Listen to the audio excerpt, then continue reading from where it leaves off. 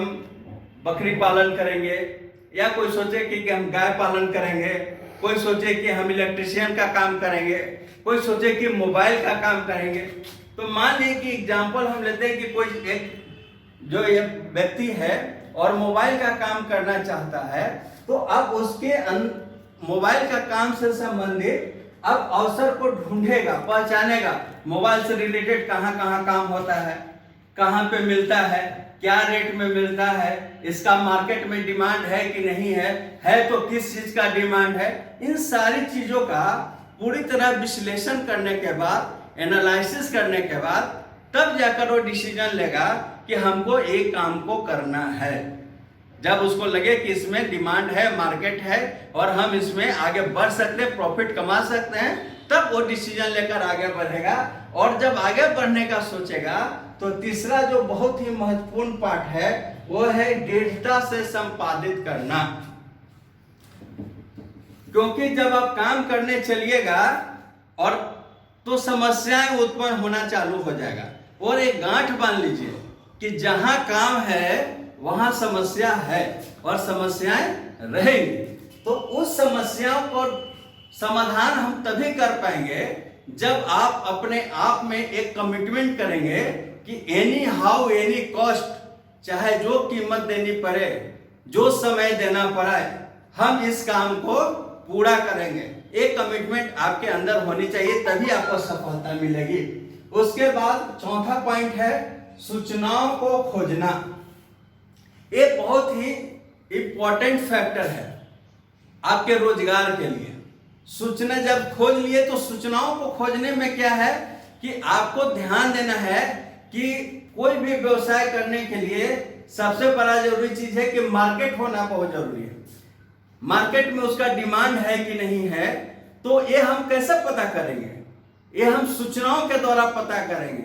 वहां पे जो मार्केट में पहले से इस तरह का लोग काम कर रहा है उनके बीच जाएंगे, उनसे पता करेंगे कौन कौन से काम इसमें आता है, रिपेयरिंग का काम आता है, नया का कितना आता है, क्या मार्केट है। दूसरा देखेंगे कि स्थल का चयन करना, कि आप जिस प्लेस पे काम करना चाहते हो उसका मार्केट से लिंकेज होना चाहिए, मतलब आसानी से आवागमन की सुविधा होना चाहिए।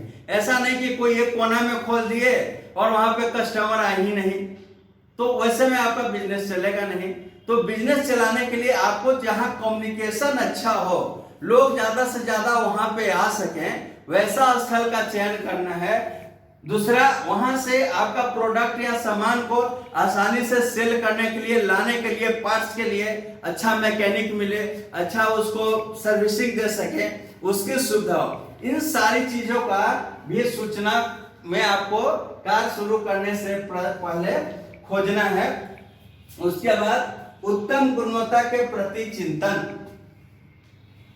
कोई भी आप काम शुरू करने चलते हैं तो आदमी के दिमाग में एक बैठा रहता है कि हम प्रॉफिट कमाने चले हैं। जब वो प्रॉफिट कमाने की सोचेंगे तो आपके दिमाग में आएगा कि लो कॉस्ट में ज्यादा प्रॉफिट हम कमाएं। लेकिन अगर जिस दिन आप प्रॉफिट कमाने के लिए सोचते हैं और प्रॉफिट कमाने के लिए कार्य करने लगते हैं, उस दिन से आपके क्वालिटी से कंप्रोमाइज शुरू कर देंगे। लेकिन अगर क्वालिटी से कंप्रोमाइज करेंगे तो आप लॉन्ग टर्म तक सरवाइव नहीं कर पाएंगे। अगर बिजनेस में आपको लॉन्ग टर्म तक सरवाइव करना है तो आपको ध्यान देना है कि आप अपने प्रोडक्ट के क्वालिटी से, अपने सर्विस के क्वालिटी में कभी कंप्रोमाइज नहीं करेंगे। अगर क्वालिटी में आपने कंप्रोमाइज शुरू कर दिया, भले इमीडिएट आपको इसका बेनिफिट मिलेगा, इमीडिएट प्रॉफिट दिखेगा, लेकिन लॉन्ग टर्म में आप इसमें लॉस में जाओगे। तो अगर आप लेकिन इमीडिएट आप लो कॉस्ट में, लो प्रॉफिट में आप काम करते हैं और अपने प्रोडक्ट के, अपने सर्विस के क्वालिटी को मेंटेन करते हैं, तो आपको लॉन्ग टर्म में इसका बेनिफिट मिलेगा। तो आपको इसको ध्यान रखना है कि अपना जो सर्विस है, आप जो सर्विस प्रोवाइड करने जा रहे हैं या जो प्रोडक्ट बनाने जा रहे हैं, तो उस प्रोडक्ट में क्वालिटी में हमेशा चिंतन करना चाहिए, हमेशा ध्यान रखना चाहिए रोज नए नए डेवलपमेंट लाने चाहिए, मार्केट के डिमांड के साथ आपका क्वालिटी में चेंजेस आना चाहिए।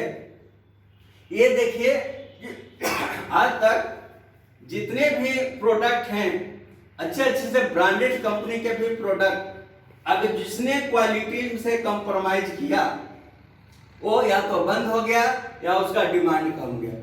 लेकिन जो अपने क्वालिटी को मेंटेन रखा हुआ है वो आज भी उसका डिमांड है और आज भी लोग उसको प्रेफर करते हैं।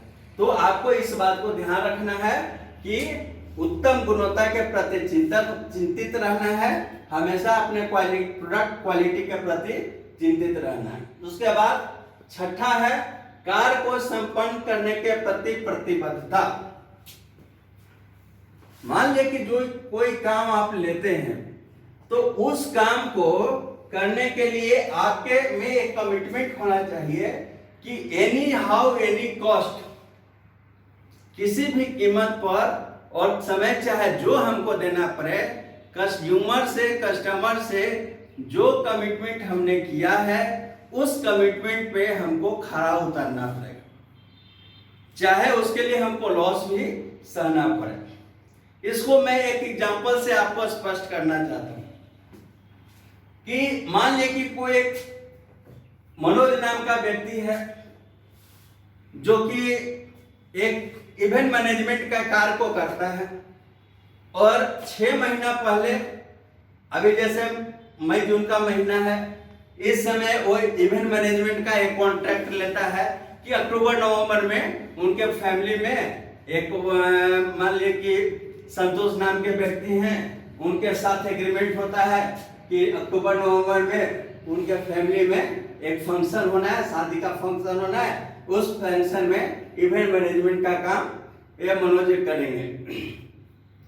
अब 6 महीना का कॉन्ट्रैक्ट आप पहले एडवांस ले लिया। जब इवेंट मैनेजमेंट का काम नजदीक आता है, अक्टूबर महीना के मान लीजिए कि 15 तारीख को उनका एक प्रोग्राम है, फंक्शन है, और 12 तारीख या 10 तारीख के डेट में ऐसा होता है कि उसके फैमिली में कोई बीमार पड़ गया, उसके बच्चे का तबीयत खराब हो गया और उसको इमीडिएट जाना हो गया दिल्ली एम्स में दिखाने के लिए।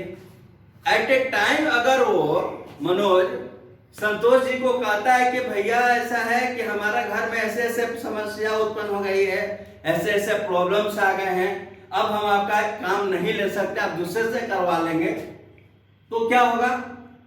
वो व्यक्ति तो काम करवा लेगा लेकिन मार्केट में एक इमेज खराब बनेगा, एक गलत मैसेज जाएगा कि मनोज नाम का जो कॉन्ट्रैक्टर है वो धोखेबाज है, धोखा दे दिया।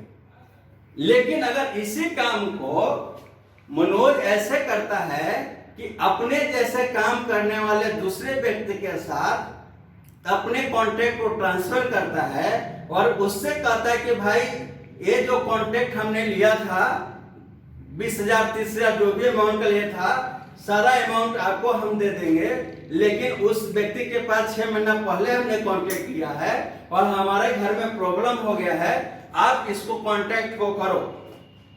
तो वो व्यक्ति उस कॉन्ट्रैक्ट को करता है और उसको इन्फॉर्म करता है कि मनोज भाई ऐसा है कि आप देखिए हमारे घर में प्रॉब्लम हो गया है, हम तो जा रहे हैं दिल्ली एम्स में बच्चे को दिखाने, लेकिन आपको चिंता की बात नहीं, आपको कोई समस्या उत्पन्न नहीं होगी।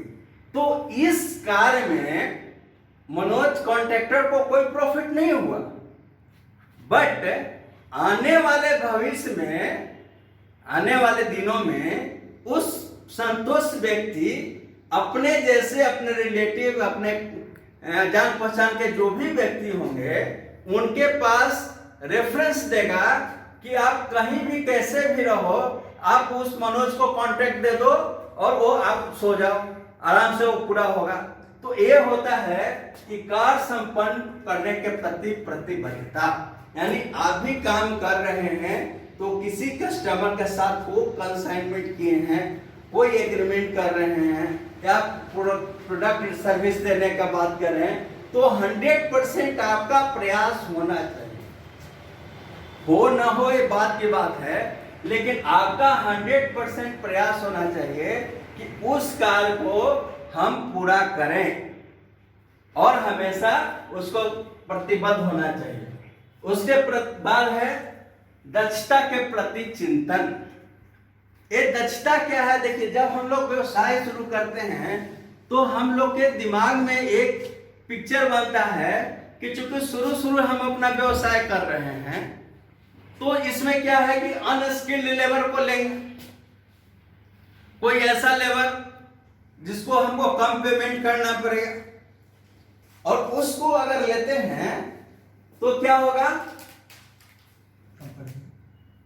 उसको अगर हम लेते हैं तो क्या होगा कि हमको लो कॉस्ट पे पेमेंट करना होगा, लेकिन ये आपके व्यवसाय के लिए घातक हो जाएगा। ये अगर लेते हैं तो आपके व्यवसाय के लिए घातक होगा। क्यों घातक होगा?